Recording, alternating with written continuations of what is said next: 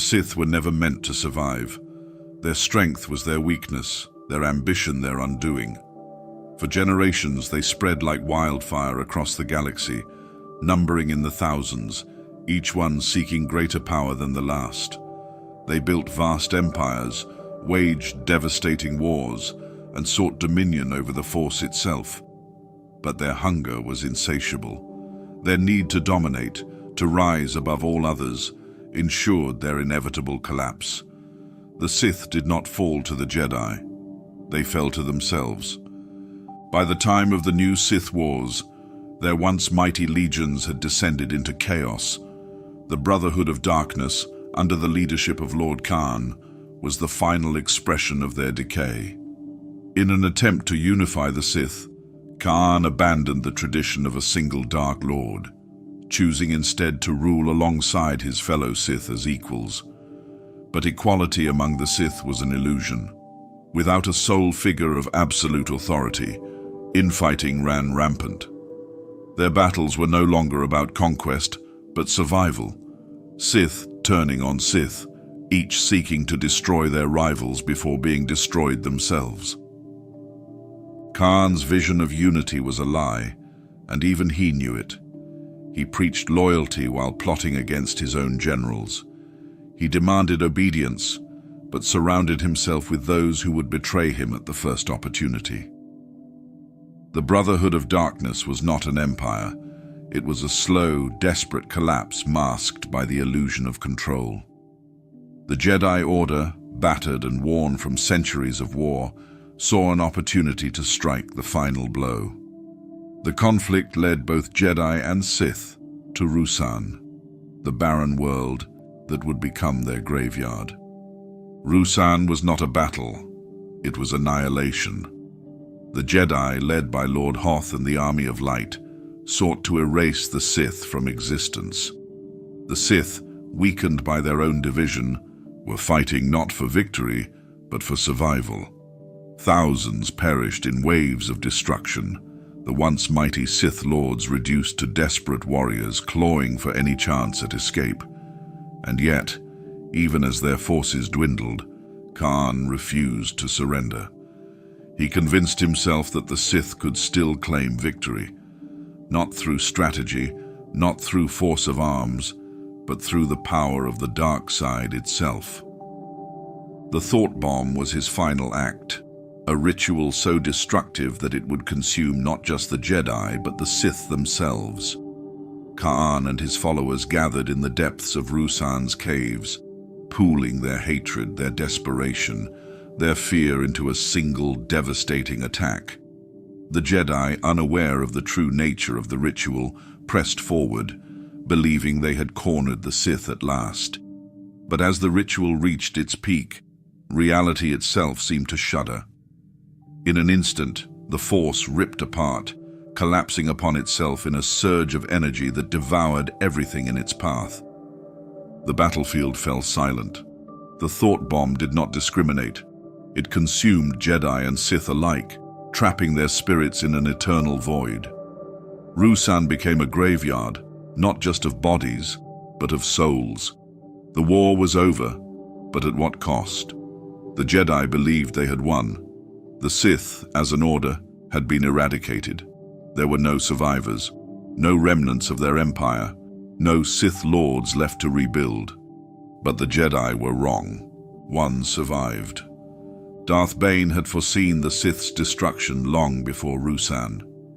He knew that as long as they remained a legion, as long as they sought power through numbers, they would always fall into the same cycle: ambition, betrayal, war, and annihilation. The Brotherhood of Darkness had sealed its fate long before the thought bomb. Their downfall was inevitable because their philosophy was flawed. True power could never be shared. Bane understood what Khan never could. The Sith did not need many. They needed only two. The rule of two was not born from victory, but from failure. Bane did not create it out of strength, but out of necessity. He looked upon the ruins of the Sith and saw not the end, but the beginning of something greater. An empire of shadows, a dynasty built not on armies, but on patience. The Sith would not rise again by waging open war against the Jedi. They would rise by infiltrating the very fabric of the galaxy. Bane's survival was not an accident. The Force willed it. He had seen the Brotherhood's destruction coming long before Ruusan. He had embraced it, even ensured it, guiding events so that he alone would emerge from the carnage. As the Jedi celebrated their supposed victory, as the galaxy took its first breath in an age without Sith, Bane disappeared into the darkness. The last Sith Lord, the first of a new order. The Jedi had spent centuries fighting an enemy they believed they could defeat through sheer force. They never understood the Sith's true nature. The Sith did not die on Ruusan. They were reborn. The seeds of their ultimate revenge had already been planted. The galaxy would not know it yet, but the Sith had become something far more dangerous than they had ever been before. A single spark hidden in the shadows, waiting for the right moment to ignite the flames of war once more. Darth Bane would never be remembered in the history books of the Republic. His name would be lost to time, erased by the very system he sought to destroy. But his vision would endure. His successors would follow his teachings, each one stronger than the last. And centuries later, his grand design would reach its apex in the form of a Sith Lord who would bring the Jedi to their knees and rule the galaxy unopposed. The Brotherhood of Darkness was dead. The Sith Empire was no more. But the Sith had only just begun. Before the Sith Order could be reborn, it had to die. Before Darth Bane could reshape the dark side, he had to endure its cruelty. His origins were not written in the grand halls of Korriban or the hidden chambers of the Sith Academy. He was not born into power, nor did he inherit knowledge from a long line of Sith Lords. He was raised in the filth of Apatros, a desolate mining world where cruelty was law and survival was earned through hardship. His name was Dessel, a boy destined for nothing. A slave in all but name, crushed under the weight of his father's rage and the endless toil of cortosis mining. His suffering began early. Hurst, his father, saw nothing but weakness in his son. Every glance was met with disdain, every failure punished with brutality.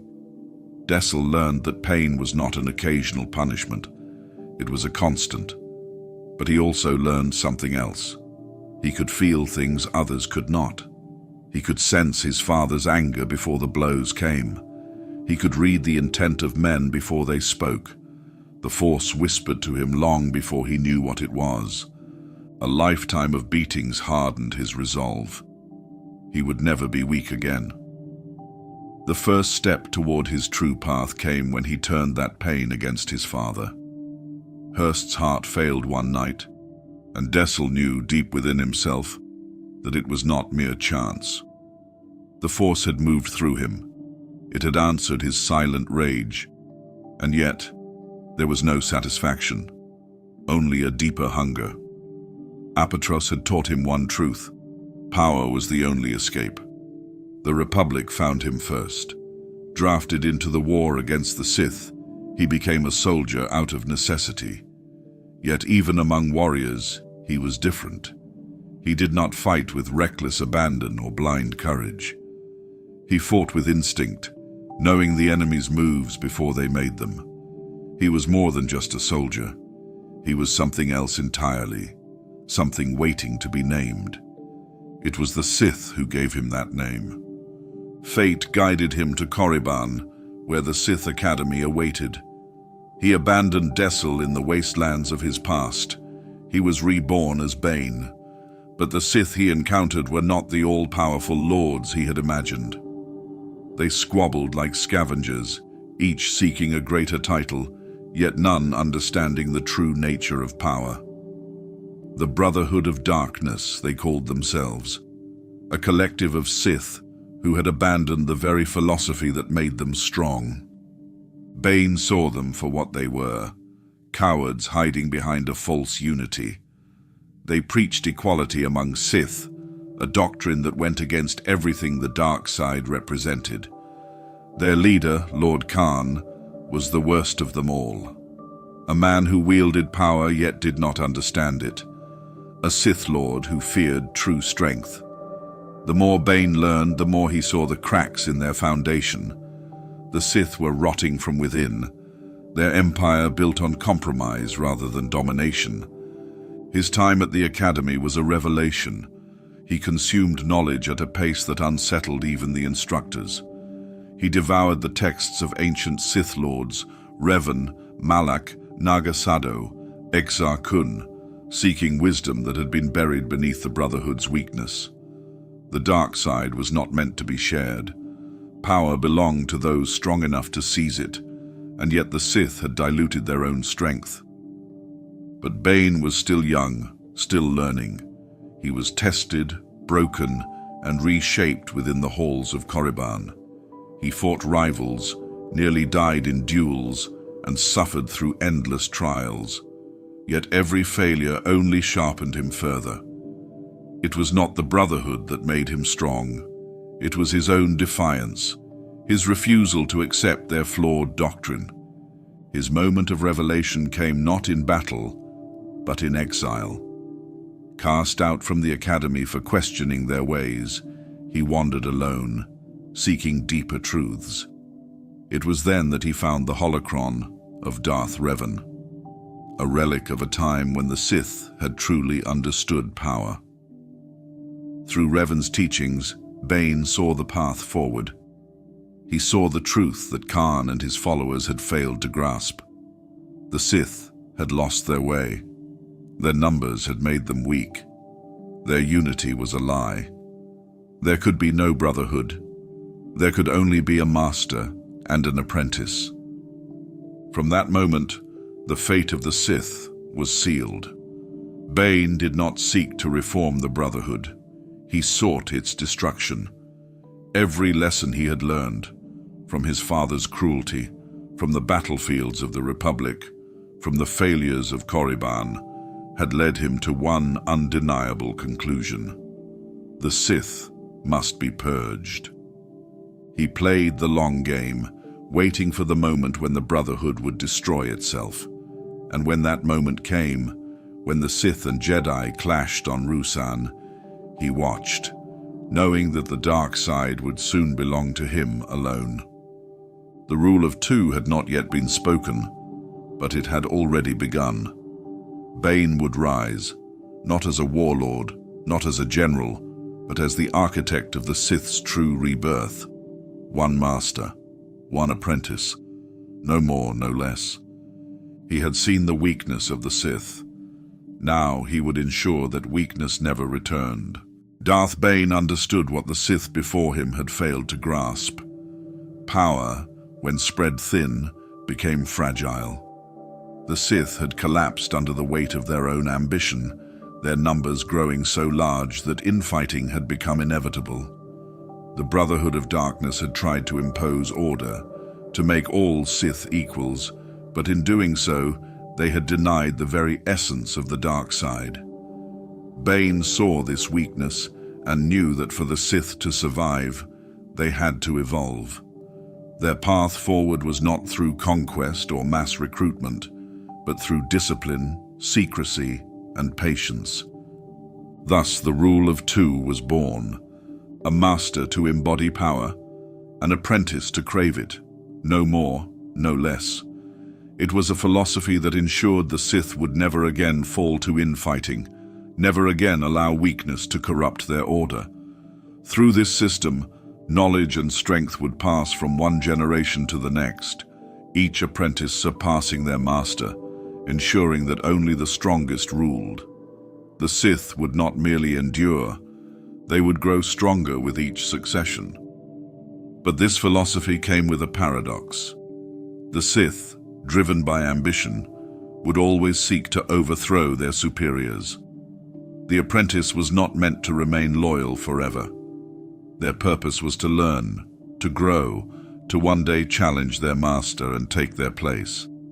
and when they succeeded, they would find a new apprentice, continuing the cycle. The rule of two was not about peace among Sith. It was about refinement through conflict. Bane himself would be the first to test this doctrine. He had emerged from the ashes of Ruusan as the sole survivor of the Sith. The Jedi believed their ancient enemy had been vanquished, and Bane ensured they remained in that belief. The Sith would not rise again through brute force. They would exist in the shadows, watching, waiting, striking only when the time was right. The galaxy would belong to them, but not through reckless war. The Jedi would fall, not by the might of an army, but by the precision of a single blade. Yet for the rule of two to work, there needed to be a worthy apprentice. Power without succession was a dead end. Bane searched for one who could inherit his vision, one who understood that power must be earned, not shared. He found her on the prison world of Ryloth, a young girl raw in her rage, burning with untapped potential. He named her Darth Zannah, and in doing so set the first true test of his philosophy into motion. Zannah was unlike the Sith of the past. She did not rely on brute strength, nor did she seek dominance through force alone. She was patient, calculating, embodying the very ideals Bane wished to instill. Her power was not just in combat, but in manipulation, deception, and the understanding that true power was wielded in the unseen spaces between battles. She did not seek to overthrow Bane immediately, as lesser Sith might have. She learned from him, absorbed his knowledge, waiting for the moment when she would surpass him. The rule of two was working, but did Bane truly believe in his own doctrine? He had created a system designed to ensure that the Sith would grow stronger over time, yet when the moment came, when Zannah was meant to challenge him, he hesitated. He sought ways to prolong his own existence, delving into forbidden Sith rituals, experimenting with the transfer of essence to new bodies. Perhaps even in him, the fear of being replaced had taken root. In the end, the system he had created was merciless. Zannah did what she was always meant to do. She struck down her master, proving that she was stronger. Bane's own rule had ensured his demise. The Sith did not stagnate under his leadership. They evolved beyond him. This was the very essence of the rule of two, survival through destruction. But did this ideology doom the Sith as much as it strengthened them? For generations, the Sith continued this cycle. From Bane to Zannah, from Zannah to Cognos, from Cognos to her successors, the system endured. Each Sith Lord grew more cunning, more powerful, ensuring that the weak never ruled.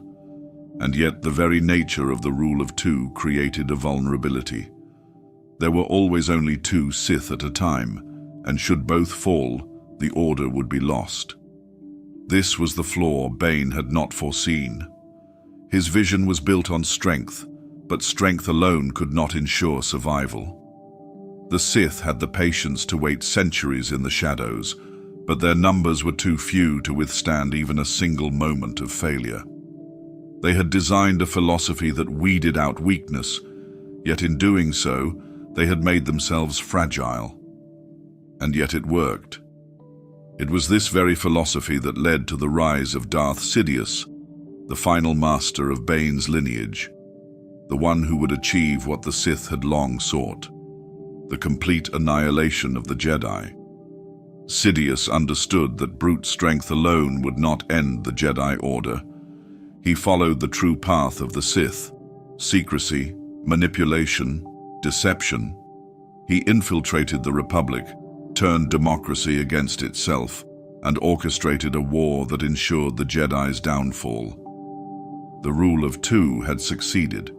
The Sith had won. But at what cost? Bane's vision had ensured the Sith's survival, but it had also chained them to an endless cycle of destruction. Each master would rise, only to be struck down by their apprentice. The Sith would never know peace, never know stability.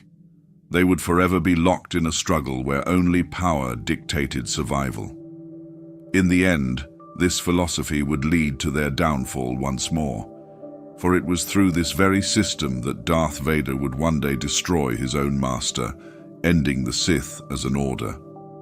So, did Bane's ideology ensure the Sith's survival, or did it ultimately condemn them to extinction? Perhaps the greatest irony of the Rule of Two was that its final success also marked its inevitable end. Korriban, an unyielding wasteland of jagged cliffs and sun-scorched valleys, a world that had once pulsed with the might of the Sith. Here, in the deep tombs carved into the rock, lay the remnants of an empire that had nearly consumed the galaxy. It was more than a burial ground. It was a monument to power, to ambition, to a dark side that refused to be forgotten. It was to this world that Darth Bane came, seeking wisdom from those who had ruled before him. The spirits of the ancient Sith still lingered in the crypts of Korriban. Their voices, echoes of minds that had long since turned to dust, whispered through the halls of their own tombs. There were no Jedi here to silence them, no Republic to erase their legacy. Their knowledge had not been lost, only waiting. And Bane, the last true Sith, had come to claim it. But Korriban was not a place of welcome. The spirits did not offer their wisdom freely. They tested those who sought their secrets, exposing weakness, feeding on fear. The greatest Sith in history had been laid to rest here. Naga Sadow, Marka Ragnos, Tulak Horde, each had carved their name into history with power alone. Bane, who had cast aside the Brotherhood of Darkness, had to prove that he was worthy to stand among them. Deep within the Valley of the Dark Lords, Bane walked the path of those who had come before. He was not the first to seek knowledge among the dead, but he was different from those who had failed. He did not come looking for shortcuts to power. He did not believe in the broken philosophies of the past. He sought understanding. True power was not in mindless aggression, not in numbers or chaos. It was in control, in the careful refinement of strength. The Sith before him had built empires, but they had also destroyed themselves. Bane had no intention of repeating their mistakes.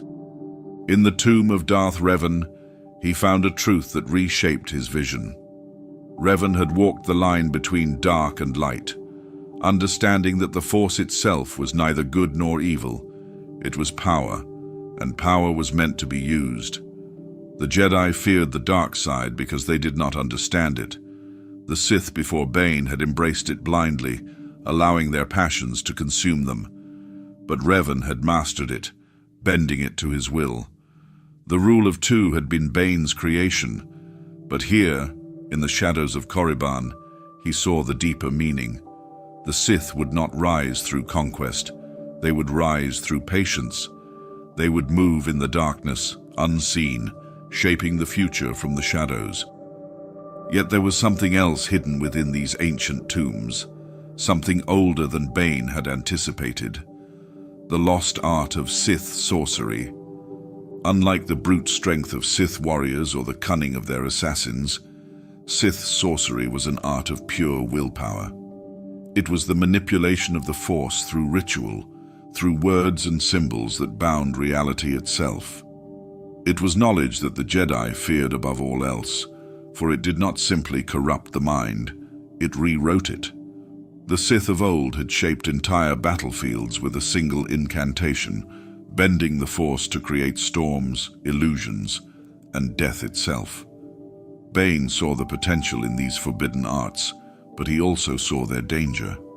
Power without control was ruin, and the Sith had already suffered too much ruin, so he took only what he needed. He learned the secrets of essence transfer, the knowledge of Sith holocrons, the deeper truths of the dark side that would ensure his rule was never forgotten. The Jedi had buried the Sith, believing them to be extinct. But the Sith had never needed numbers. They had never needed armies. They had only ever needed one mind, one will, one purpose. Yet even as Bane claimed the wisdom of the ancients, the spirits of Korriban whispered warnings. They had seen this before. They had seen Sith rise, only to fall. Some even questioned whether Bane was truly the one to fulfill the destiny they had foreseen. The Sith had long prophesied that a chosen one would rise from their order, a Dark Lord who would finally succeed where all others had failed. Was Bane that Dark Lord? Or was he merely another step toward something greater? Bane did not concern himself with prophecy. He did not need the approval of ghosts. His vision was clear. The past was dead, but its lessons would live on through him. He would be the first of a new lineage, the architect of a Sith order that would not burn out in self-destruction, but sharpen itself like a blade, honed across generations. As he left Korriban behind, he carried more than knowledge. He carried a legacy. The spirits of the ancient Sith had tested him, and whether they had approved or not, he had taken what he needed. Their time was over. Now, it was his time. And in the centuries to come, his teachings would not be forgotten. From the shadows, his rule would shape the galaxy, ensuring that the Sith would not only survive, but triumph. The Brotherhood of Darkness stood at the precipice of annihilation, blind to the destruction they had wrought upon themselves. Their philosophy, one of misguided equality among the Sith, had turned them into a fractured, self-defeating order, a mockery of the power they claimed to wield. Lord Khan, the Brotherhood's so-called leader, preached unity, but true Sith did not share power. They took it. And so, as their final battle against the Jedi unfolded on the barren world of Ruusan, Darth Bane watched from the shadows, knowing that the Sith of old were already dead. For years, the Brotherhood had spread itself thin, waging a war that exhausted their strength and dulled their ambition. They fought as an army, not as individuals, failing to see that the Sith were never meant to function as the Jedi did. Ka'an and his followers had turned the dark side into a weapon of mass cooperation, rather than a crucible for the strongest. Bane understood this flaw from the moment he joined them. The Sith were not equals, they were predators. There could be only one true master of the dark side, and Bane had decided it would be him. But Bane was not content to simply overthrow Khan. The Brotherhood's failure had to be absolute. It had to serve as a lesson, a final proof that the Sith needed to be reforged from the ashes of their own destruction. And so, he planted the seeds of their demise, feeding Khan's delusions while guiding him toward an end he would never see coming. The instrument of their destruction was something ancient, something powerful, an ability that had been lost to the Sith for centuries. The Thought Bomb. A weapon of pure dark side energy, the Thought Bomb was a creation of Sith sorcery, a ritual capable of annihilating the minds and spirits of all who were caught in its grasp. It was not a tool of conquest, it was a tool of oblivion. Only the most desperate, the most reckless, would dare to use such a thing. Bane knew this, and he knew that Khan, consumed by arrogance and paranoia, would see it as his last, desperate gambit to turn the tide of war. As the Jedi, led by Lord Hoth and the Army of Light, descended upon the last stronghold of the Sith on Ruusan, Khan saw no victory. His forces had dwindled, his generals had begun to question him, and so, in the final act of madness, he gathered his most loyal followers into a deep cavern beneath the battlefield, preparing to unleash the Thought Bomb. He believed that by doing so, he would wipe out the Jedi in a single stroke, turning their own strength against them. But Bane had already left them to their fate. He had no intention of dying alongside fools. He had fed Khan whispers of the thought bomb's power, letting the desperate Dark Lord believe it was his own idea. And when the ritual began, Bane watched from afar as the Brotherhood sealed itself in the tomb of its own making. The detonation was unlike anything the Force had ever known. The thought bomb did not simply destroy, it consumed. The Jedi and Sith alike, those trapped within the cavern, felt their very souls ripped from their bodies, drawn into a swirling vortex of dark side energy that would imprison them for eternity.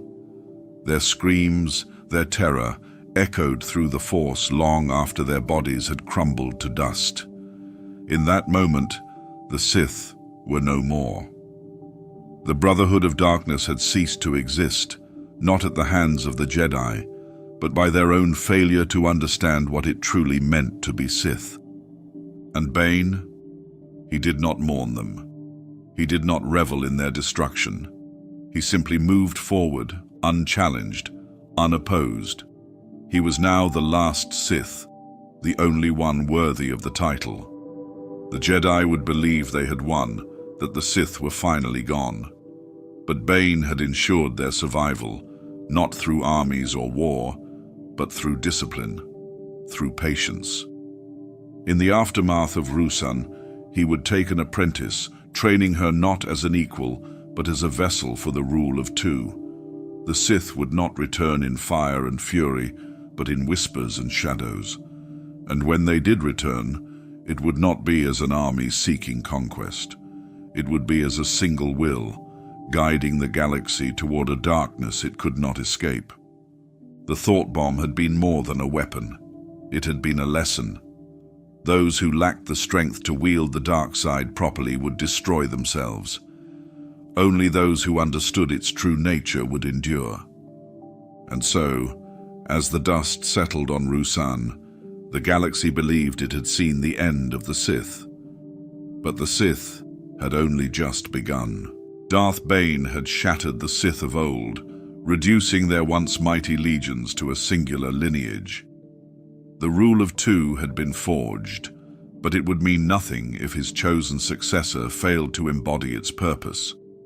To ensure that the Sith would endure in secrecy and strength, he needed an apprentice not only capable of wielding the dark side, but worthy of eventually surpassing him.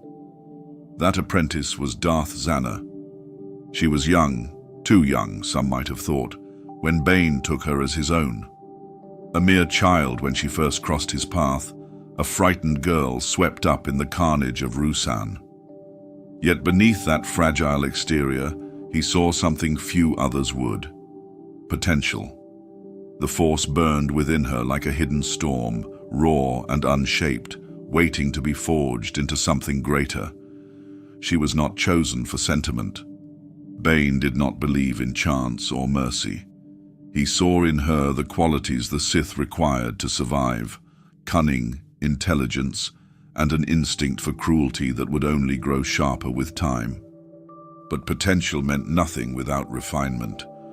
Zannah's training was brutal, relentless, designed to strip away anything that might weaken her. From the moment she became his apprentice, she was no longer the child she had once been. She was Sith, and that meant every lesson was a test of her ability to endure, to adapt, to grow stronger, or perish. The first thing Bane taught her was control, not just over the Force, but over herself.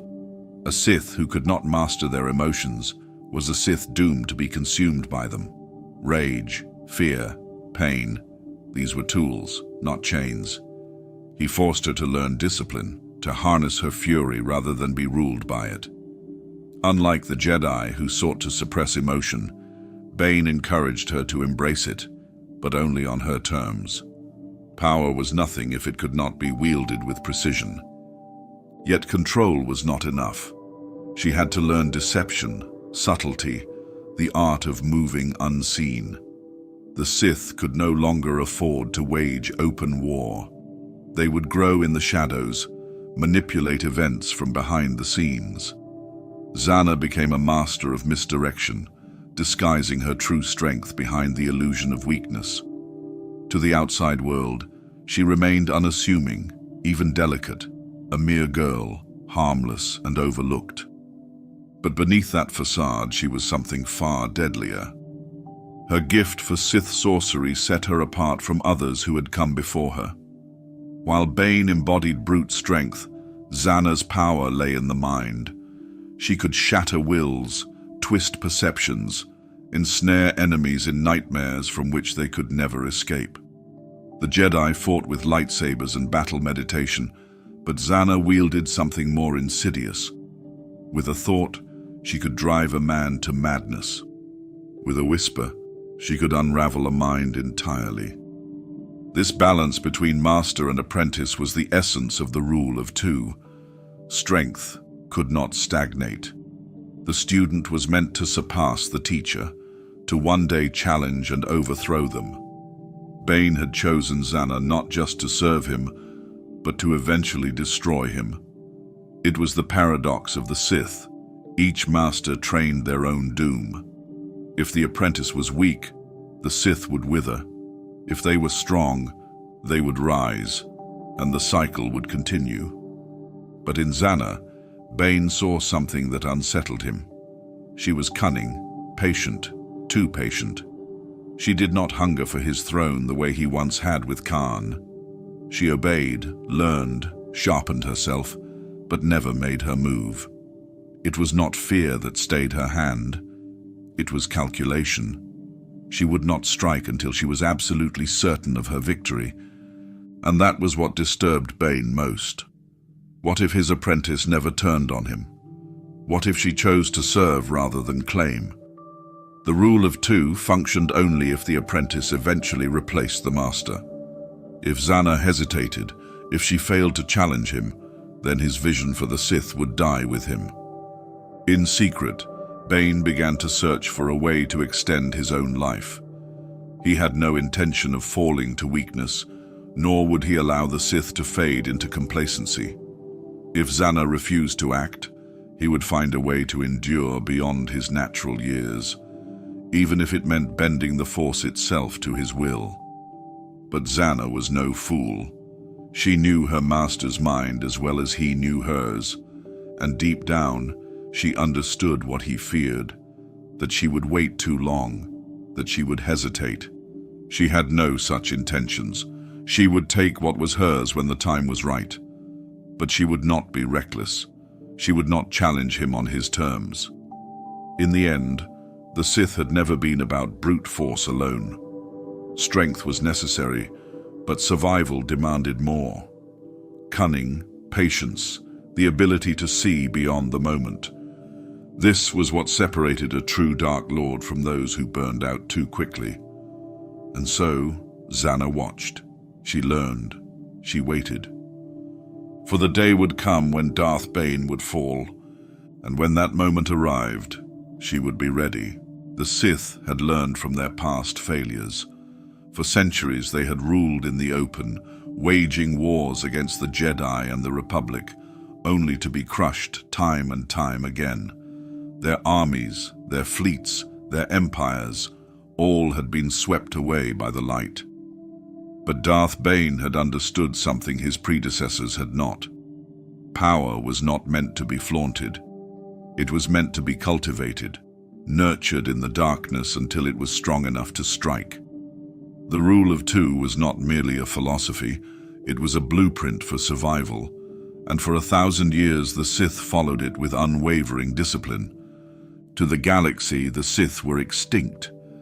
The Jedi believed they had been eradicated on Ruusan, that the thought bomb had wiped out the last of their kind. This was the great illusion. While the Jedi basked in their victory, the Sith faded into legend, their name whispered only in the darkest corners of the galaxy. But they had not been destroyed. They had simply become unseen. The rule of two demanded secrecy, patience, and a long game that few could comprehend. The Sith of old had relied on brute strength, but the new Sith would be different. They would not lead armies. They would not conquer worlds. They would infiltrate, manipulate, and corrupt from within. Their power would grow not through open conflict, but through control. Darth Bane set this path in motion, but it was his successors who perfected it. Each generation of Sith, from Zannah onward, refined the strategy. They wove themselves into the fabric of the Republic, placing their agents in positions of influence. Politicians, financiers, scholars, even Jedi defectors who had lost faith in the Order. The Jedi, ever focused on external threats, never suspected the war being fought in the shadows. By the time of Darth Plagueis, the Sith had already sunk their claws deep into the Republic's institutions. The financial systems, the trade routes, the criminal underworld, everywhere one looked, the Sith had a presence. And yet, even as they pulled the strings, they remained invisible. The Jedi still believed in absolute victory, in the idea that darkness could be vanquished. They had not realized that darkness could be patient, that it could exist beneath their very noses without ever revealing itself. This hidden war was not waged with lightsabers, but with influence. Sith lords whispered in the ears of senators, planted ideas in the minds of rulers. They stoked rivalries, engineered conflicts, and manipulated economies. Wars were not fought for conquest, but for instability. Chaos was a tool, disorder a weapon. Each crisis they created weakened the Republic, made it more vulnerable to the moment they would finally emerge. The Jedi never saw it coming. They had spent centuries preparing for a war that no longer existed. They trained for duels, for battles against warriors in crimson robes, but their enemy no longer wore armor or wielded blades. Their enemy sat in the Senate, in the courts, in the highest offices of the Republic. The Sith had evolved beyond their expectations, and by the time the Jedi realized the truth, it was already too late. Darth Sidious was the culmination of this strategy, the ultimate product of 1,000 years of Sith cunning. Where others had ruled with fear, he ruled with deception. He did not conquer the Republic, he became it. He did not attack the Jedi, he turned them into soldiers. Every war, every battle, every conflict was part of a design that had been centuries in the making. But was Sidious truly the Sith's final evolution? Or had he, in his own way, broken the rule of two? The philosophy of Bane had been built on the idea that the Sith would remain hidden until the time was right. Yet Palpatine did not simply destroy the Jedi, he replaced them with something new. The Sith had always been masters and apprentices, but Sidious made himself emperor, with legions of enforcers and inquisitors. Did this mean he had transcended Bane's vision, or had he simply repeated the mistakes of the past? Perhaps this was the ultimate question of the Sith's hidden war. The rule of two had ensured their survival for centuries, but had it also been their cage? Bane had created the perfect strategy for secrecy, but in doing so, had he doomed the Sith to an endless cycle of destruction and rebirth? For all their patience, all their cunning, the Sith still fell. The hidden war had brought them to the heights of power, yet the moment they stepped into the light, they were vulnerable once more. Sidious had wiped out the Jedi, but he had also ensured that the Sith would be hunted again. In his arrogance, he had made the Sith known to the galaxy, and in doing so, he had undone a millennium of careful planning. Perhaps in the end, the Sith had always been their own greatest enemy. Their philosophy demanded conflict, demanded that each apprentice seek to overthrow their master. It ensured that only the strongest survived, but it also ensured that no legacy could last forever. The hidden war had been their triumph, but also their curse. And so the cycle continued. The Sith rose, the Sith fell. The rule of two endured, but its very nature ensured that it would never bring true stability. The hidden war was won, yet the Sith still lost. Perhaps that was the dark side's greatest truth, that strength alone was never enough, that even in victory, destruction was inevitable. The rule of two was designed for survival, for refinement, for the slow but inevitable rise of the Sith. Darth Bane had understood what his predecessors had not. Power could not be squandered among the unworthy. It could not be shared. It had to be cultivated, passed from master to apprentice, each generation growing stronger than the last. A master would wield ultimate power, but only until their apprentice surpassed them. And when that moment came, the apprentice would strike them down, ensuring that only the most cunning, the most ruthless, the most powerful would carry the Sith forward. From Bane onward, the Sith became a lineage of shadows, a chain of dark lords stretching through the centuries. Each apprentice trained in secret, their identity known only to their master. They gathered knowledge, refined their power, and waited for the inevitable moment when they would rise and take their master's place. Some Sith followed Bane's teachings with absolute devotion. Others, blinded by arrogance, believed they could improve upon his design. Some apprentices proved unworthy. The rule of two demanded strength, but not all Sith had the patience or foresight to wield it correctly.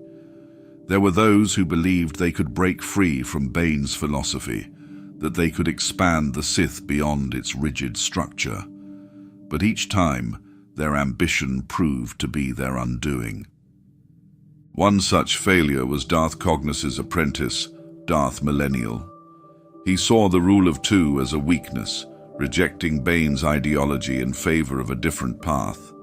He sought to create a Sith empire once more, to rule over a new age of darkness. But such an act was folly. Millennial's vision was fractured, his understanding of power flawed. His master cast him out, and he disappeared into exile, founding the dark side cult that would later be known as the Prophets of the Dark Side. But he was no true Sith. He was a defector, an aberration, an echo of the old failures that Bane had sought to erase. Yet not every apprentice who doubted the rule of two was cast aside. Some Sith Lords recognized its limitations, even as they upheld it. Darth Plagueis, the master of Darth Sidious, sought to transcend it entirely. He believed in ultimate mastery, not through death and succession, but through immortality. He sought to manipulate the Force itself, to bend it to his will and make the Sith eternal. But his greatest flaw was his trust. He believed that Sidious, his apprentice, would serve alongside him as an equal, that they could rule the galaxy together. He forgot the fundamental truth of the Sith. Power is never shared. Sidious did what the rule of two demanded. He betrayed his master, ensuring that only one Sith remained. Darth Sidious was the last and perhaps the greatest of Bane's lineage. He did what no Sith before him had accomplished. He did not simply destroy the Jedi, he replaced them. He did not merely seize control of the Republic, he transformed it into his empire. But in doing so, he shattered the very philosophy that had allowed the Sith to survive for a millennium. He was no longer a Sith in the way Bane had envisioned. The rule of two had dictated that the Sith remain hidden, but Sidious ruled openly. It had ensured that there were only ever two Sith at a time. Yet Sidious created a vast network of dark side enforcers, inquisitors, hands, acolytes, all wielding power in his name. He may have called himself Sith, but in many ways he had undone the very foundation of their survival. Perhaps this was the inevitable flaw in Bane's vision. The rule of two was designed for secrecy, for patience, for an unbroken chain of succession leading to ultimate power. But what happened when that power was finally achieved? What was the endgame for the Sith? Sidious had succeeded where others had failed, but in doing so, He made the Sith known to the galaxy once more, and as history had proven, the moment the Sith became visible, they became vulnerable.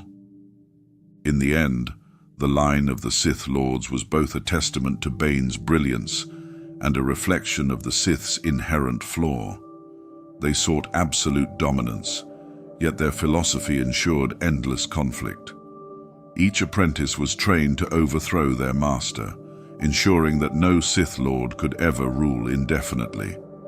Even the strongest among them would one day fall. It was a cycle without end, a path that could only ever lead to destruction. The Sith had survived for 1,000 years under the rule of two. But survival was not the same as victory, and in their final moment of triumph, they ensured their own downfall. Darth Bane understood that knowledge was the true currency of power. The Sith had been wiped out before, not because they lacked strength, but because they had failed to safeguard their wisdom. They had allowed their teachings to be diluted, their philosophy to be fractured by infighting and ambition.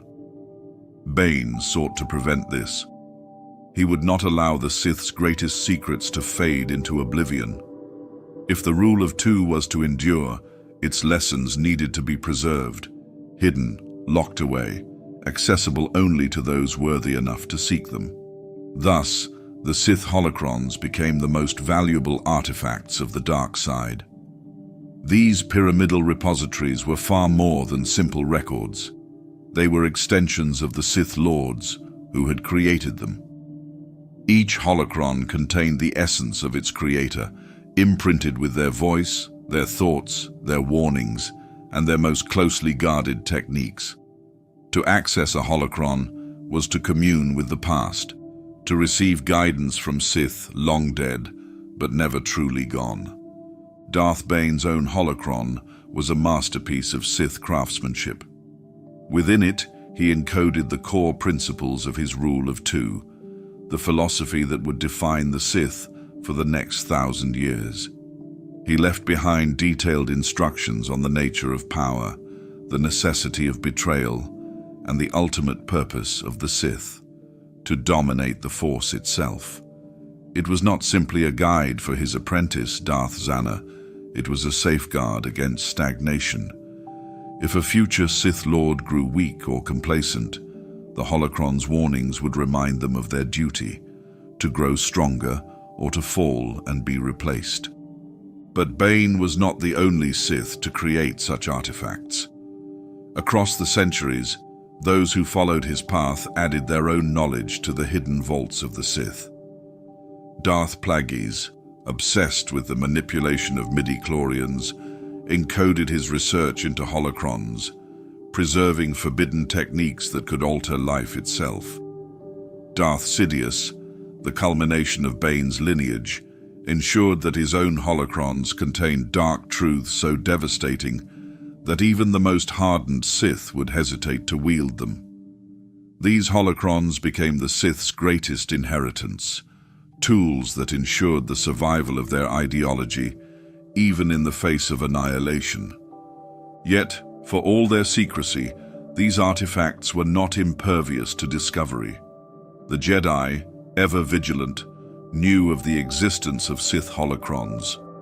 They had encountered them before, confiscated them, even locked them away deep within the archives of the Jedi Temple on Coruscant. But the Jedi made a grave mistake. They underestimated the power of these devices. Unlike Jedi holocrons, which merely stored knowledge, Sith holocrons were dangerous in ways few could comprehend. They whispered to those who touched them, planting seeds of corruption in the minds of the weak. On more than one occasion, Jedi Knights fell to the dark side after coming into contact with Sith holocrons. Some, seeking to understand their enemy, gazed too deeply into the knowledge within. What began as curiosity became obsession. The holocrons did not merely teach, they tempted. They fed ambition, whispering promises of power, of knowledge forbidden by the Jedi Order. It was for this reason that the Jedi locked them away, burying them deep beneath the temple. hoping that time itself would erase their influence. But the Sith had long known how to infiltrate the Jedi.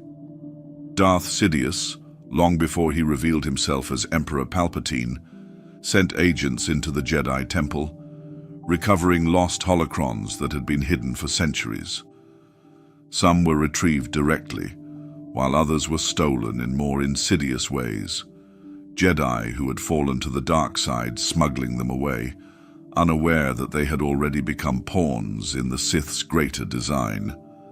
Perhaps the most infamous use of a Sith holocron came during the final years of the Republic, when Darth Sidious used them to train his dark acolytes. His knowledge was vast, but even he relied on the wisdom of his predecessors. The secrets of Darth Bane, the rituals of Darth Plagueis, the forbidden techniques of lost Sith lords, these were the tools that shaped the rise of the Galactic Empire. The Jedi sought to destroy the Sith, but they never truly eradicated their teachings.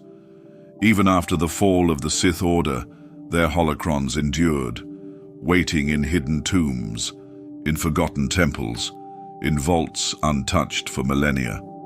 Some believed that the Sith holocrons would one day vanish, their influence fading with time.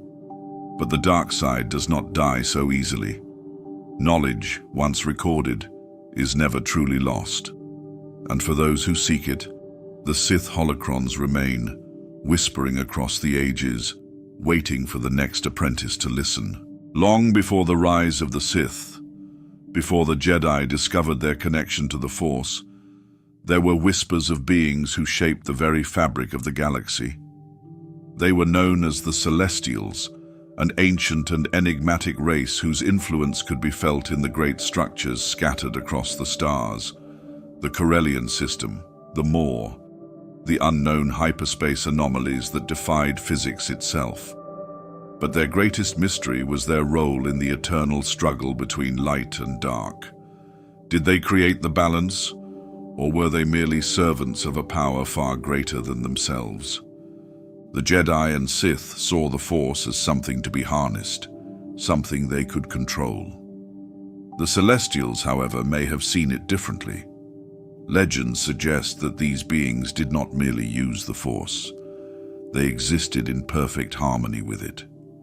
Some records speak of their ability to move entire star systems, bend time and space, and construct wonders beyond the reach of any known civilization.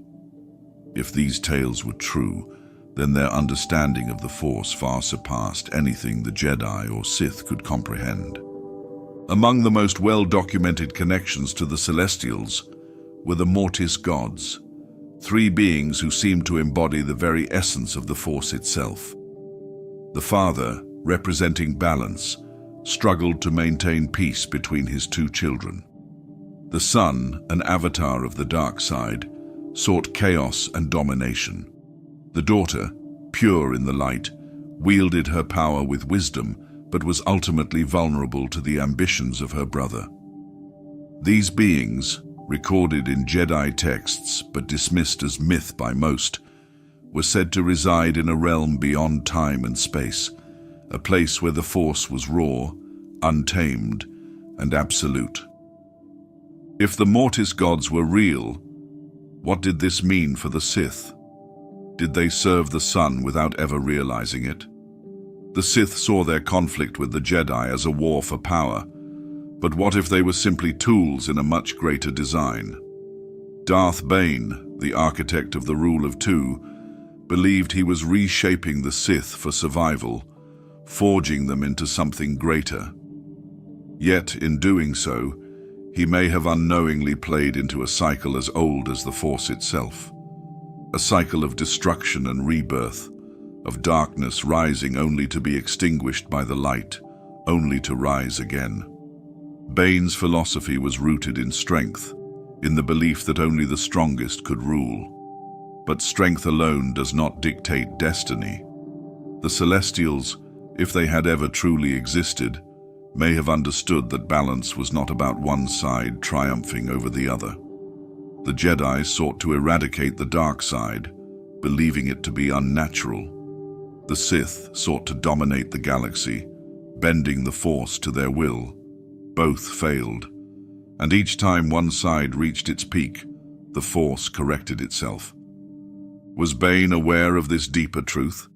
Did he believe he was above the forces that shaped the galaxy? His successors, from Darth Plagueis to Darth Sidious, carried on his vision, refining the rule of two into something even more insidious. They abandoned the open warfare of the past and embraced secrecy, manipulation, patience. And yet, for all their cunning, they still met the same fate as the Sith who had come before. Darth Sidious, the culmination of Bane's grand vision, built an empire that spanned the galaxy, only to see it collapse in a single moment, not through the might of the Jedi, but through the compassion of a son who refused to hate his father. If the Celestials still watched over the Force, did they see Bane's plan unfold? Did they see the Jedi's arrogance, the Sith's hunger, the inevitable return to balance? The ancient stories tell of their disappearance, of how they vanished from known space, leaving only their monuments behind. Some believe they ascended beyond the material realm, their work complete. Others suggest they were destroyed, undone by their own meddling in the cosmic balance. But if they were truly gone, why did their presence still linger? The world of Mortis, the artifacts scattered across the unknown regions, the strange occurrences that defied even the Sith's greatest sorceries. Something remained, waiting to be uncovered. If the Sith were merely pieces in a larger game, who were the players? And more importantly, was the game itself one that could ever be won? Darth Bane believed that power was the only truth, that the Sith would only endure through the destruction of the weak. Yet, in the end, even the Sith who followed his path could not escape the tide of history. Their strength, their cunning, their mastery of the dark side, all of it led to the same fate as those who came before. The Celestials, if they still existed, may have foreseen this. Perhaps they knew that no matter how many times the Sith rose, they would always fall. The greatest mystery of the Force was not who wielded it, but why it continued to guide the galaxy in these endless cycles. And if the Celestials had ever known the answer, they had taken that knowledge with them, leaving only echoes of a forgotten truth. For centuries, the Jedi spoke of a prophecy, a figure who would bring balance to the Force. It was written in their oldest texts, whispered in hushed reverence, and debated endlessly by scholars and masters alike. But was this prophecy truly a Jedi belief, or did its origins stretch further into the unknown, perhaps even into the shadows of the Sith themselves? Did Darth Bane's rule of two, forged in secrecy and survival, unknowingly set the conditions for the prophecy's fulfillment? The Sith had long misunderstood balance. To them it was an illusion, a weakness preached by Jedi who feared power. Their ideology thrived on dominance, the belief that strength was the only truth. But in their endless war against the Jedi, they failed to recognize that the Force was not meant to be controlled. It was meant to flow. And when the Sith sought absolute rule, they unknowingly created the very conditions that would lead to their downfall. Darth Bane reshaped the Sith after the devastation of the Brotherhood of Darkness, realizing that the Sith's obsession with numbers and internal strife had ensured their destruction. His rule of two was meant to correct this, to ensure that only the strongest carried the legacy forward. A master to embody power, an apprentice to crave it. Through this method, the Sith would become more than conquerors. They would become architects of the galaxy's fate. But in doing so, did Bane unwittingly set into motion a cycle that would lead to the rise of the Chosen One? The prophecy was never fully understood, not even by the Jedi. It spoke of balance, yet the Jedi interpreted this as the triumph of the light. They never questioned whether their own doctrine had led to imbalance, just as the Sith never considered that their own quest for control would be their undoing. But the Force, ever patient, moved through time, weaving events into inevitabilities beyond mortal comprehension. And so, the rule of two persisted. One master, one apprentice. Each generation refining the Sith's approach, infiltrating the Republic, corrupting from within. By the time Darth Sidious rose to power, the Sith had achieved what Bane had dreamed of: total control, the utter extinction of the Jedi Order. And yet, at the height of their dominance, the prophecy awakened. Anakin Skywalker, born not from the Sith, not from the Jedi, but from the Force itself. Did Bane's rule of two unknowingly lead to Anakin's creation? If the Sith had remained in the open, continuing their wars against the Jedi as they had for thousands of years, would the Force have intervened in such a dramatic way? The Jedi had become complacent, rigid in their thinking. The Sith, though hidden, were growing more powerful, more dangerous. The balance had tilted, and the Force corrected itself. But the Sith, arrogant in their understanding, could not see it. Sidious believed he had broken the cycle, that his empire would last for 10,000 years. He saw Anakin not as a prophecy fulfilled, but as a weapon to be wielded, a blade honed in the dark side's embrace. He sought to manipulate the will of the Force itself, bending it to his designs. But the Sith had never understood the nature of the Force. They wielded it, yes, but they did not listen. The tragedy of Anakin Skywalker was not just his fall, it was his purpose. He was shaped by the war, molded by Sidious, and yet in the end, it was not his strength that fulfilled the prophecy. It was his love. The Sith had spent centuries perfecting their philosophy, their deception, their power. But they had never accounted for something as simple as a son's belief in his father's redemption. Anakin was not Bane's undoing. He was the Sith's inevitable conclusion. Every Sith before him had sought ultimate power, had fought to reshape the galaxy in their own image. But none had realized that in doing so, they had only ensured their own destruction. The Force did not seek dominance. It did not crave war. It sought balance. And balance does not come from victory. It comes from the cycle, the endless ebb and flow of light and dark. The Jedi misinterpreted the prophecy. The Sith misunderstood balance. And the Force, in its infinite design, let them both believe they had control, even as it guided them toward an outcome neither could escape. Anakin was not created to destroy the Sith. He was created because they existed. The rule of two had made him necessary.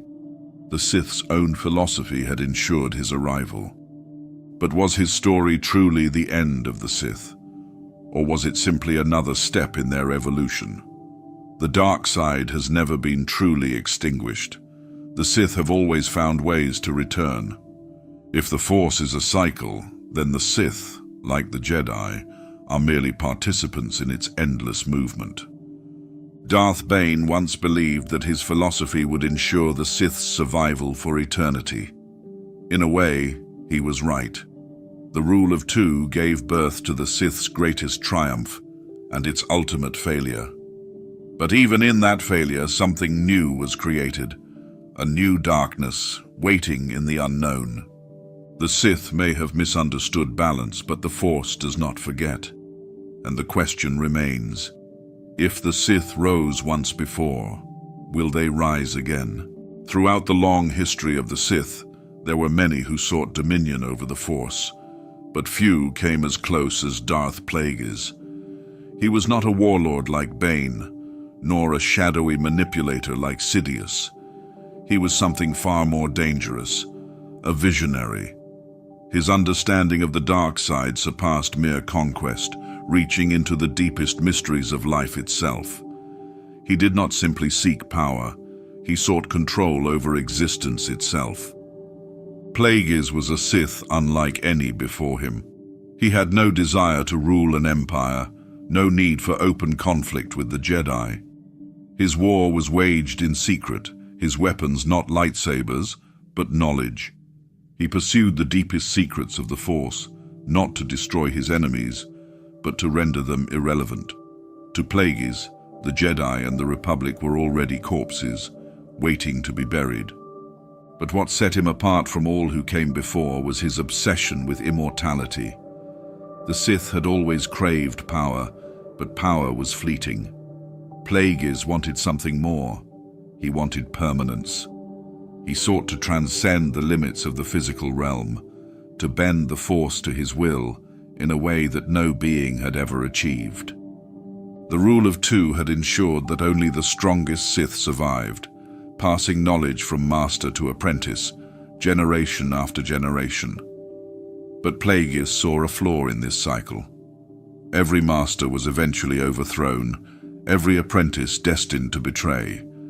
What if that cycle could be broken? What if the master could live forever? In his mind, true Sith dominance would not come through war, but through the complete mastery of life and death. Plagueis' research led him to the most forbidden knowledge, the manipulation of midi-chlorians, the microscopic life forms that connected all living beings to the Force. If he could control them, he could create life. He could heal wounds, resist aging, prevent death itself. To the Sith, power had always been about control, and what greater control was there than over life itself? But therein lay his greatest weakness. The Sith thrived on the rule of two, a system that demanded conflict, that required each generation to surpass the last. Plagueis' vision violated this very foundation. If he achieved immortality, there would be no apprentice strong enough to take his place. He would break the chain, but in doing so, he would break the Sith. Darth Sidious, his apprentice, understood this flaw. Plagueis had taught him everything, revealed every secret, yet failed to see the true nature of the Sith. Power was not meant to be hoarded, it was meant to be seized. Plagueis believed that by defying death, he would make himself the most powerful Sith in history. He never realized that his greatest mistake was allowing Sidious to exist. The night of his downfall was not a battle. It was not the clash of lightsabers or the unleashing of dark side fury. It was quiet, simple, inevitable. Plagueis, who had unlocked the deepest mysteries of the Force, was undone not by power, but by his own arrogance. As he slept, Sidious struck. He did not hesitate, did not wait for some grand confrontation. He killed Plagueis as effortlessly as one might snuff out a candle. Was Plagueis truly blindsided, or had he foreseen his own death? Some believe he was caught unaware, betrayed before he could complete his work. Others believe he allowed himself to be struck down, knowing that he had already achieved what he set out to do. If his knowledge had transcended death, if his understanding of the Force had truly surpassed all limits, then perhaps his destruction was irrelevant. Perhaps he had already won. But in the end, what did he truly accomplish?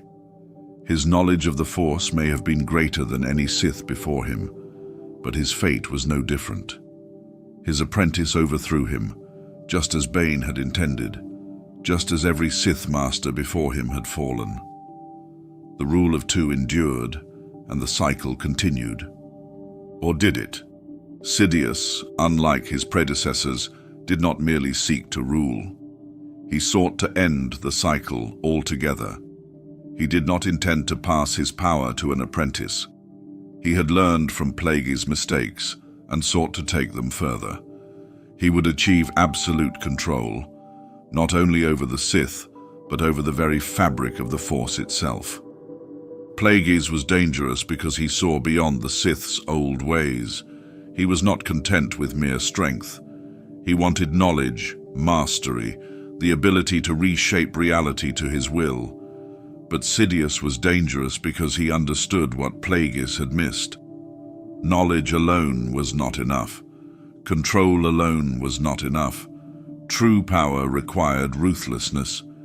In the end, Plagueis was a stepping stone. He was the architect of a vision he never lived to see. His research, his manipulation of life and death, all of it would be carried forward, refined, and weaponized by Sidious. The Sith's greatest scientist was ultimately just another victim of its greatest strategist. But there is a lingering question. Did Plagueis truly die that night? If he had indeed mastered the manipulation of midi-chlorians, if he had truly transcended death, then did his spirit endure in some unseen form? Did he leave behind more than just knowledge? Was his presence still lurking in the shadows, waiting for the right moment to return? Darth Plagueis was one of the most brilliant minds the Sith had ever known, but his legacy was not one of immortality. His greatest creation was not eternal life. His greatest creation was his apprentice, and in Sidious, the Sith would finally achieve what Bane had set into motion 1,000 years before. Plagueis may have sought to control the Force, but it was Sidious who would control the galaxy. The Sith had always been creatures of ambition, but none embodied the philosophy of total control as completely as Darth Sidious. He was not a warlord seeking conquest, nor a brute who relied solely on strength. He was the perfect culmination of the rule of two, an apprentice who surpassed his master, a Sith who understood that power was not seized through force alone, but through patience, deception, and absolute manipulation. Sidious did what no Sith before him had ever achieved. He did not merely challenge the Jedi, he erased them. He did not just rule the Sith, he eliminated the need for secrecy. By the time his reign began, he had transformed the very foundation of the Sith, bending their ancient philosophy to his own vision. Bane had ensured that only the strongest would lead the Sith, but Sidious was not content with being the strongest. He sought to be the last. From the beginning, Sidious was a master of deception. Even his earliest years as Sheev Palpatine were carefully orchestrated. Unlike previous Sith Lords, he did not seek to challenge the Jedi with brute force. He infiltrated the very fabric of the Republic, presenting himself as a humble politician, an unassuming figure who worked in the shadows while others fought on the battlefield. He knew that open war would never defeat the Jedi. Only subterfuge could accomplish that. Through careful manipulation, he played both sides of the Clone Wars, ensuring that the Jedi were stretched thin, their moral standing compromised, their place in the galaxy shattered. He presented himself as a benevolent leader, one who reluctantly took on more power to protect the Republic. And when the time was right, he struck with absolute precision. The Jedi were exterminated in a single move. The Republic was reforged into an empire, and he, Darth Sidious, had become Emperor. Yet despite all he had accomplished, Sidious' path diverged from the teachings of Bane. The rule of two dictated that the Sith should remain hidden, always preparing for the moment when they could strike. Sidious, however, believed secrecy was no longer necessary. He had removed the Jedi as a threat. He had reshaped the galaxy. The Sith no longer needed to operate in the shadows because they had won. The rule of two was no longer a philosophy of survival. It was obsolete. But had he truly honored Bane's legacy, or had he rewritten it to serve his own ego? Sidious never intended for his apprentice to surpass him. Where previous Sith Lords trained their successors to one day claim their place, Sidious ensured that no apprentice could ever match his power. He kept Darth Maul as a mere weapon, a tool of destruction. He groomed Count Dooku as a pawn, never truly allowing him to rise. And when he turned to Anakin Skywalker, It was not to mold a future Sith master, but to enslave him. Bane's vision was of an endless cycle, where each generation of Sith became stronger than the last. Sidious sought to end that cycle. He did not want an heir, he wanted permanence. If he had his way, there would be no future Sith Lords, there would only be him. But therein lay his greatest flaw. By hoarding power, by refusing to pass the mantle to a worthy successor, he ensured his own downfall. The rule of two had been a means of refining the Sith, making them stronger. Sidious, in his arrogance, believed he had no equal, and in doing so, he created the conditions for his own demise. His obsession with immortality, with cheating death, was a betrayal of the very principle that had allowed the Sith to endure for 1,000 years. Where Bane had ensured that only the strongest survived, Sidious sought to make himself the eternal master. In the end, it was not an external enemy that undid him. It was the consequences of his own arrogance. When Darth Vader turned against him, it was not just the act of a redeemed Jedi, it was the final consequence of Sidious' rejection of the rule of two. He had refused to allow his apprentice to grow, to become the next Dark Lord. He had broken the very philosophy that had enabled the Sith to exist for centuries, and in doing so, he ensured that his reign would not last. But was his downfall truly inevitable? Could he have ruled forever, had he not been betrayed? Or was his fate sealed the moment he abandoned the teachings of his ancestors? Sidious had rewritten Sith history, but had he truly evolved beyond the rule of two? Or had he merely proven that no Sith could ever truly escape its cycle? Even in death, his influence lingered. The Sith always found a way to return, and Sidious was no exception. Through unnatural means, he attempted to cheat fate, to extend his rule beyond its natural end.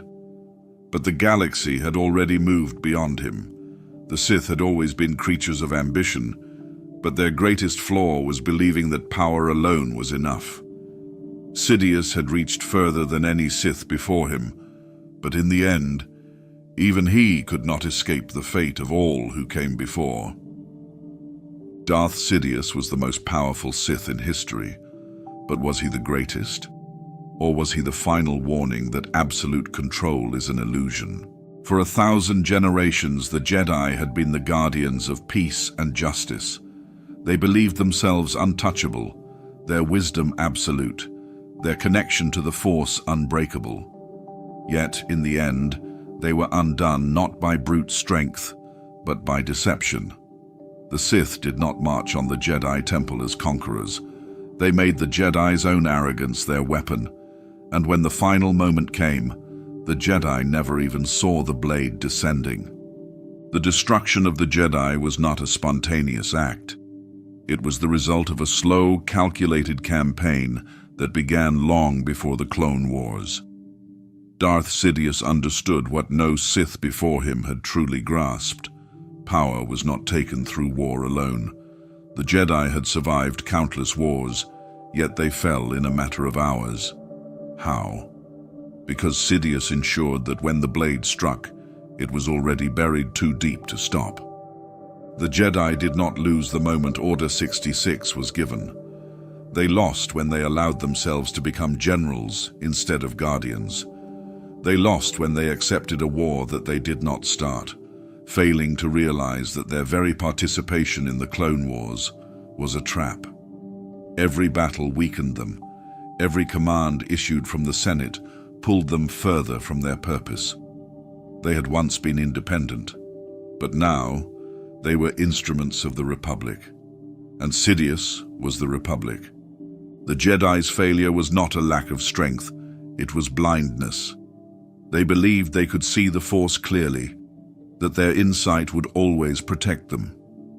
Yet the Sith had operated beneath their very noses for centuries. Even when the truth was right in front of them, they refused to accept it. The dark side had clouded everything. But it was not the dark side alone that doomed them. It was their refusal to question their own teachings. When the moment came, it was swift, merciless. The clone troopers, once the Jedi's allies, became their executioners.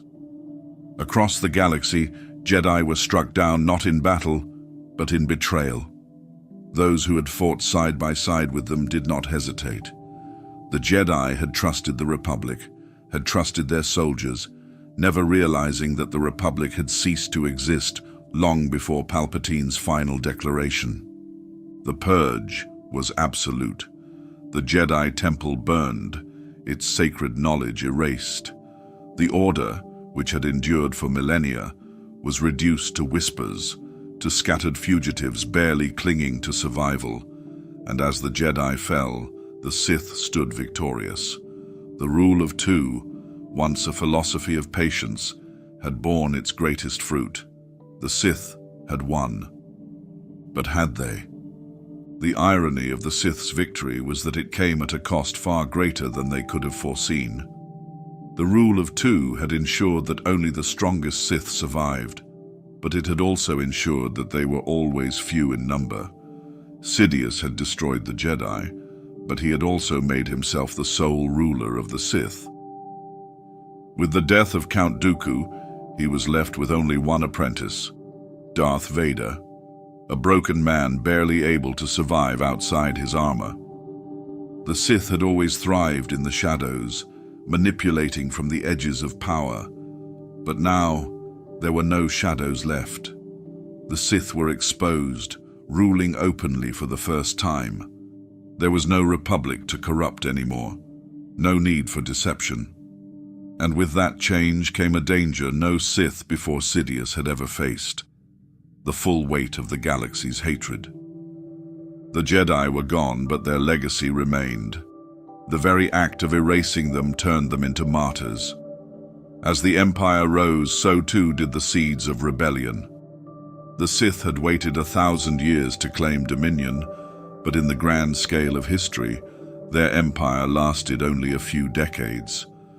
Perhaps this was always inevitable. The Sith had spent centuries perfecting the art of destruction, but could they ever truly rule? The rule of two ensured that the strongest Sith would always rise, but it also ensured that betrayal was inevitable. It was a cycle with no true ending, only temporary victories. Sidious had accomplished what no Sith before him had, yet in doing so, he had doomed himself. He believed he had eliminated the Jedi, yet through his own actions, he had set in motion their return. Anakin Skywalker had been his greatest triumph, but also his greatest mistake. In his arrogance, Sidious had assumed he had conquered fate itself. He had rewritten history, erased the Jedi, bent the Force to his will. But the Force does not bow to any one master. The Sith had thought themselves victorious, but the echoes of their triumph were already unraveling. The Sith's final revenge had come at a cost they could not afford, their own inevitable downfall.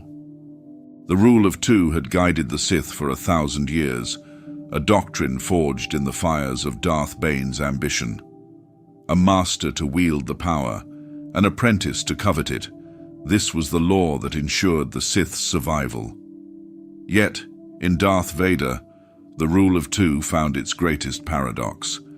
He was not a Sith in the way that Bane had envisioned. He was powerful, but he was not free. He was feared, but he was not in control.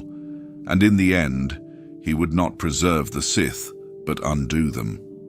From the moment Sidious took him as an apprentice, Vader was an anomaly.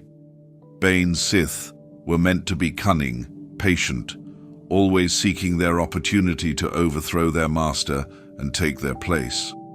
But Vader had not come to power through calculated ambition. He had not learned the Sith ways through slow manipulation or quiet betrayal. He had been consumed by rage, lured by the promise of saving Padme, and broken in the fires of Mustafar. Did he ever truly embrace the Sith? On the surface, he was the very embodiment of their ideals, His power in the dark side was undeniable, his strength unmatched. He was ruthless, feared, relentless in his pursuit of the Jedi's extinction. And yet, beneath the armor, beneath the rage, something remained. Anakin Skywalker had not been erased completely. The Jedi he had once been still lingered, buried beneath years of pain and servitude. This was the flaw in Sidious' grand plan. The rule of two was built on the idea that the apprentice would always seek to surpass the master. But Vader never did. He did not covet Sidious' throne. He did not scheme, waiting for the moment to strike. He obeyed, even as he suffered. He was a Sith Lord in name, yet he had never truly claimed the title in spirit. The rule of two was not simply about succession. It was about evolution. Each new Sith Lord was meant to be stronger than the last, shaping the dark side into something greater. But Vader was not stronger than Sidious. He was something else entirely. He was trapped, bound by loyalty, by regret, by a past he could never outrun. And this made him dangerous, because the Sith could not afford weakness, and Vader's greatest weakness was the thing the Sith could never tolerate: attachment. Bane's doctrine had been clear. The Sith must be free of chains, unburdened by sentiment. Power was all that mattered. Yet Vader, for all his strength, had never truly let go of his past. He did not serve Sidious out of ambition. He did not hunt the Jedi out of hatred. He did it because he had nowhere else to turn, and Sidious knew this. That was why he never feared Vader's betrayal, until the end. The conflict between master and apprentice had always been the foundation of the Sith. It was the natural order. But Vader had no ambition to overthrow Sidious, not until Luke appeared.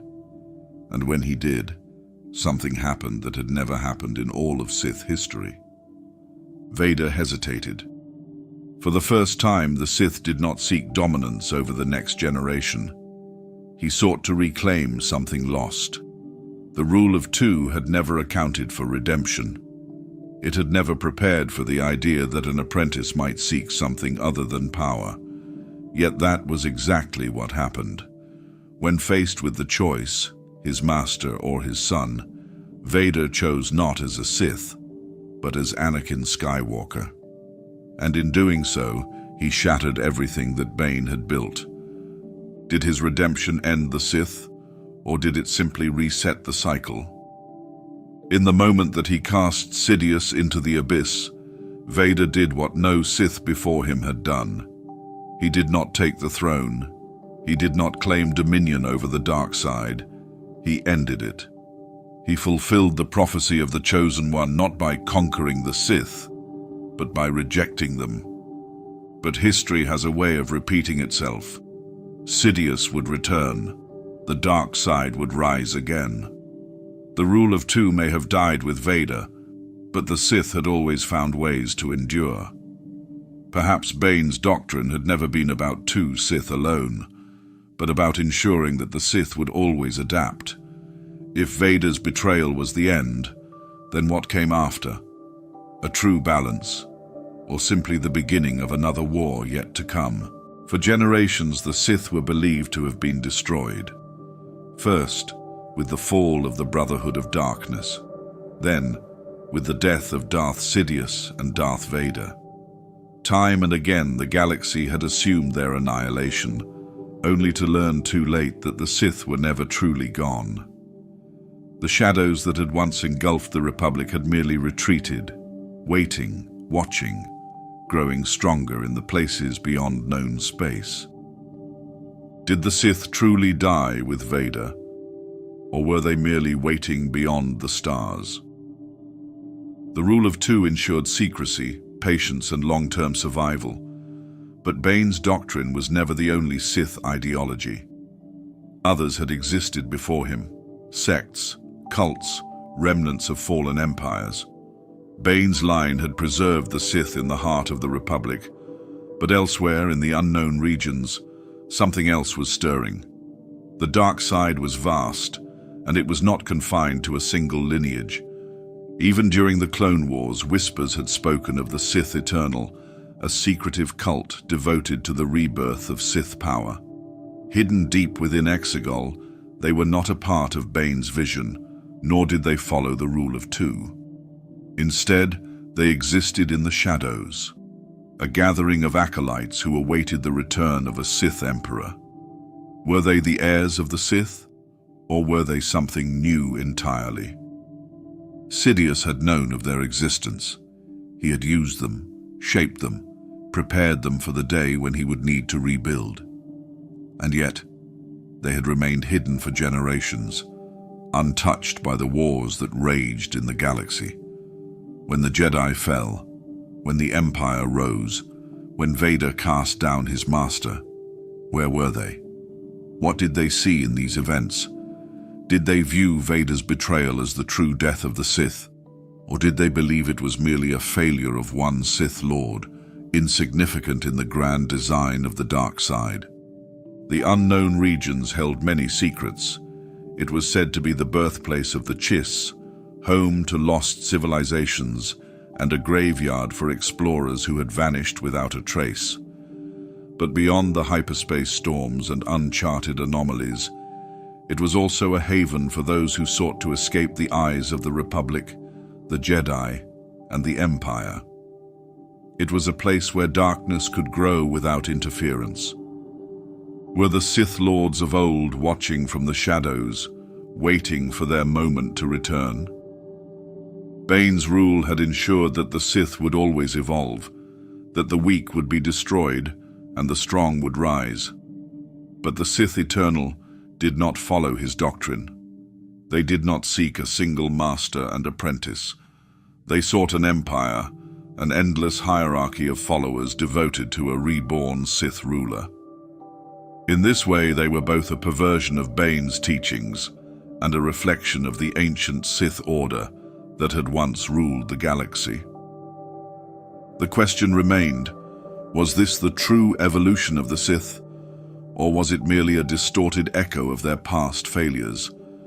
Dark side cults had existed throughout history. From the sorcerers of Tund to the disciples of Ragnos, there had always been those who sought to harness the dark side outside of the Sith order. Some had been wiped out by the Jedi.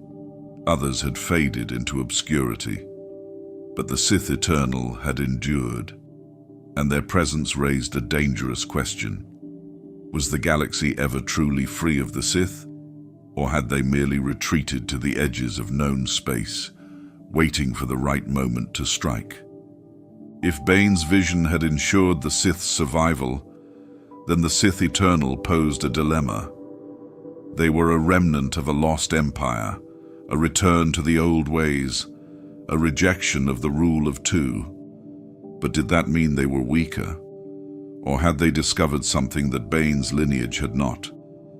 Had they found a way to outlast the endless cycle of master and apprentice, betrayal and succession? Sidious had used them, but had he truly controlled them? And if the Sith Eternal existed, how many others remained undiscovered? How many dark side sects still clung to forbidden knowledge, hidden away in the forgotten corners of the galaxy? Perhaps the Sith were never truly meant to die. Perhaps, like the Jedi, they were always meant to return. The question was not if they would rise again, but when.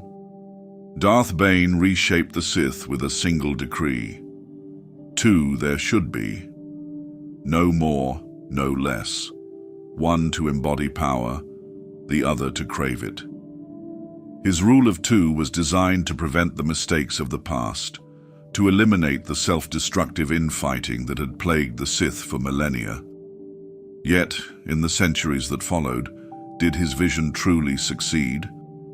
Or did it merely ensure that the Sith would never achieve the victory they so desperately sought? The echoes of Bane's philosophy reverberated through every Sith Lord that followed. From Darth Zannah to Darth Sidious, each master and apprentice carried the same lesson. Power must be earned through strength, and weakness must be destroyed. The idea was elegant in its simplicity. A master would train an apprentice, and when the apprentice grew strong enough, they would challenge their master. If the master was weak, they would die. If they were strong, they would survive to train another. In theory, this would ensure that only the most powerful Sith ruled, sharpening the dark side into an unstoppable force. But in practice, the rule of two ensured something else entirely. The Sith were always at war with themselves. Each master feared the inevitable betrayal. Each apprentice knew their training was never meant to complete their education, only to prepare them for a single moment, the day they would strike down their teacher. And so the cycle continued. Power built upon murder, strength built upon paranoia. The rule of two did not create an invincible Sith order. It created an endless loop of destruction. Was this Bane's failure or his ultimate success? In the days of the ancient Sith, power had been diluted among thousands. Lords warred with each other, each one claiming dominion, yet none strong enough to rule without opposition. When the Jedi came, the Sith crumbled beneath the weight of their own ambition. Bane sought to prevent that. He believed that limiting the Sith to only two at a time would prevent their self-inflicted downfall. But did it truly? Or did it simply guarantee that no Sith would ever consolidate their rule? The final Sith to emerge from Bane's lineage, Darth Sidious, achieved what none before him had. He did not merely defeat the Jedi, he erased them. He did not merely rule the shadows, he ruled the galaxy. He took the rule of two and turned it into a weapon against its own philosophy. He trained an apprentice, yet never truly intended to be overthrown. He discarded his own master, yet ensured that Vader would never be strong enough to challenge him. He did what no Sith before him had done. He broke the cycle. But in doing so, he also proved its greatest flaw. For all the strength of the Sith, for all their cunning, for all their patience, they had never considered that the true key to victory was not power, but legacy. The Jedi had endured for thousands of years because they built something greater than themselves. They did not rule through fear, but through purpose. The Sith, under Bane's rule, ensured that no apprentice ever inherited a master's dream, only their power. And so when Sidious fell, the Sith fell with him. Did Bane unknowingly doom his own order? Even before Sidious, there were those who questioned the rule of two. Darth Plagueis, a Sith obsessed with immortality, sought to break the cycle, not through betrayal, but through mastery over life itself. He saw in Sidious an apprentice who might not need to kill him, but one who could rule beside him. And yet, his vision ended as so many others did, with a blade in the dark. His death was proof that the Sith had not evolved, only repeated their ancient patterns. If there had been another path for the Sith, what would it have looked like? The Sith had always sought strength, but was their destruction inevitable? If they had embraced a different philosophy, one that did not rely on betrayal, could they have built an empire that truly lasted? Could they have created something greater than a single ruler, greater than a fleeting moment of dominance? Bane's rule was meant to ensure that the Sith survived, but perhaps survival was never the same as victory. The Sith endured, yet they never truly won. Every empire they built collapsed. Every master was killed by an apprentice who would, in turn, be killed by their own. Every plan was ultimately undone by the same cycle Bane had put into motion.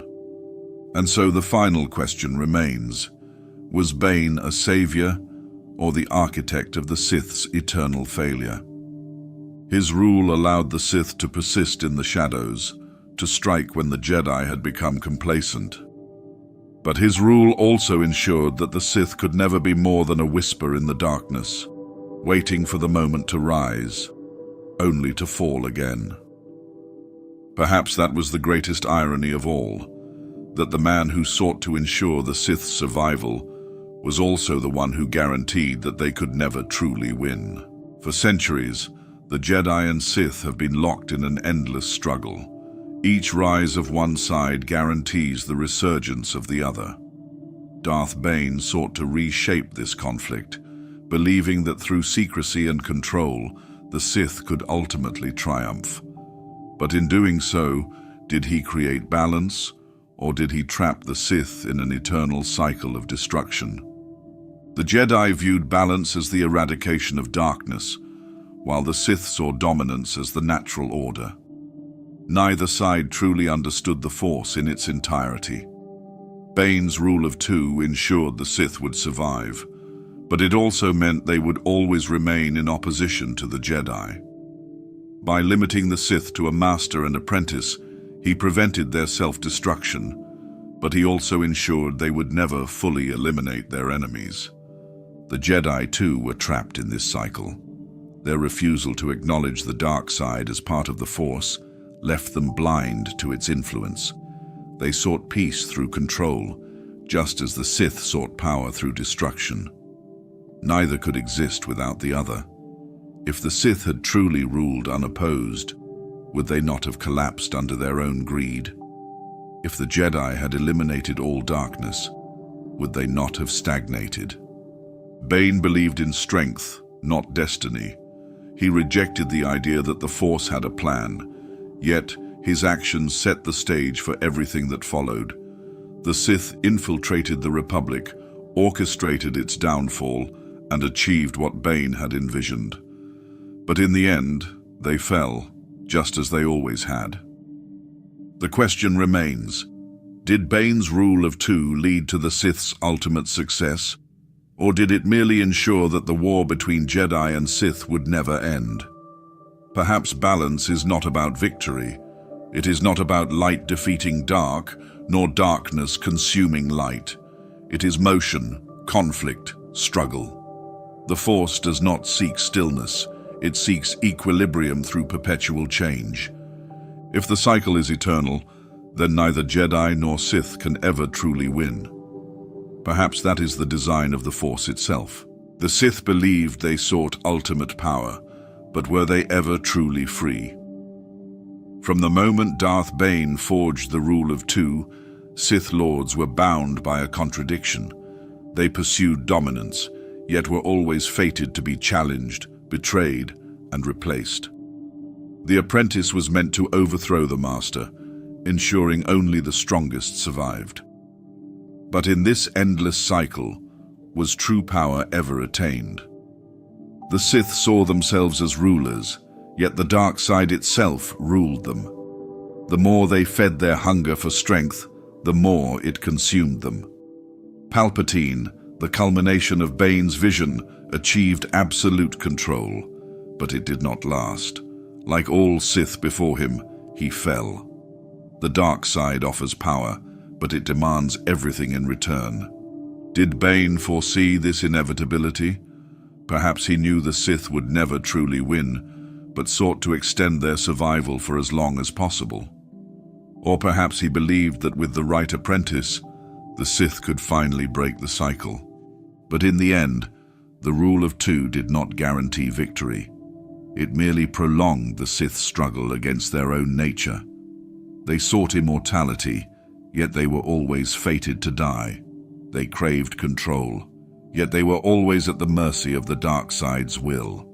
The greatest lie of the Sith was not their deception of the Jedi, it was their deception of themselves.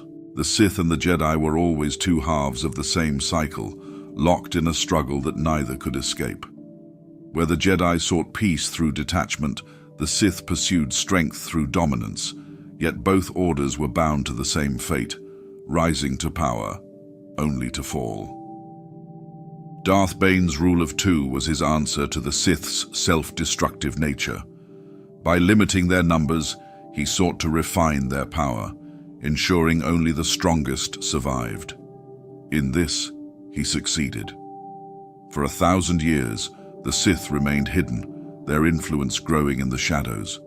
They manipulated the Republic, dismantled the Jedi, and, through Darth Sidious, achieved what no Sith before had: complete galactic control. But in that triumph lay their greatest weakness. The rule of two was built on the foundation of betrayal. No master could trust their apprentice, and no apprentice could be loyal. Each Sith lived knowing they would one day be replaced or destroyed. It was a philosophy that ensured strength but also guaranteed destruction. In the end, Sidious was not overthrown by a Sith seeking power, but by one who rejected the Sith entirely. So did Bane's vision succeed, or did it doom the Sith to extinction? The truth is both. The Sith endured longer than ever before, yet their downfall was inevitable. They believed power was the ultimate goal, but power is fleeting. No empire lasts forever. No Dark Lord rules without end. But belief? That is eternal. The Sith may have fallen, but the ideas of the dark side persist. Somewhere in the galaxy, new followers of the Sith's teachings may yet rise. The question remains, will they repeat the same mistakes, or will they break the cycle at last?